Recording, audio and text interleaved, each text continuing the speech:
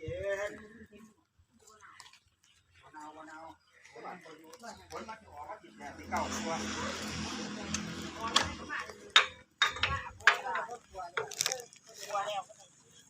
เอาออกกันออกกันจ้าเดี๋ยว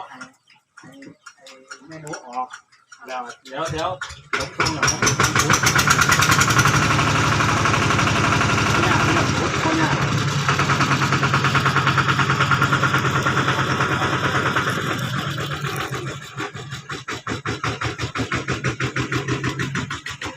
เป็นตะมวนแท้เนาะนางรถอีแจก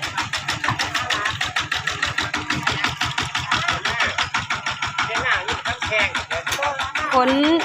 หัวเผือกขึ้นมาทำความสะอาดนะคะ